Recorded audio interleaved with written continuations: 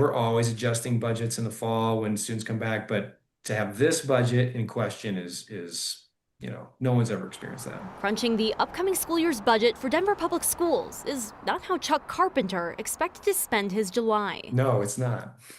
Because the district's chief financial officer already did this, starting back in January. This is not how you want to do business. In the end of June, districts nationwide were told the Trump administration was freezing $6 billion in federal funding for some title programming. For Colorado, that's more than $76 million, including $10 million for DPS. The federal title programs are really targeting money to where the students that really need it, students of poverty, students learning English, teacher training, enrichment. Money that was withheld to ensure the programs aligned with President Trump's priorities.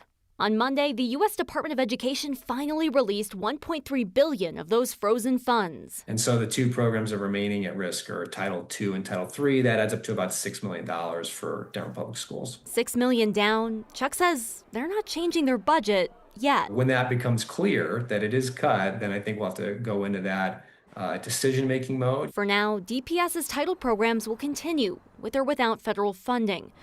But if those funds stay in the red, Chuck says they'll have tough choices ahead. It's something that we want to mitigate, but you can't just take $10 million out and no one feel it. That leaves DPS with two unusual budget items. For this year, hope.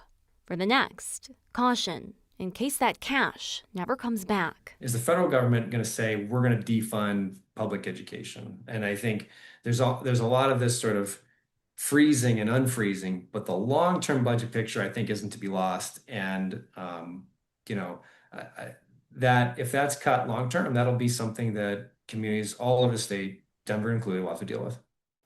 Chuck tells me they can probably rely on reserves for the missing $6 million this year, but long-term, without those funds, they'd have to tighten their belts. And any cuts or reductions would have to go in front of the board and the community, but he hopes it just won't come to that. Rachel Krause, 9 News.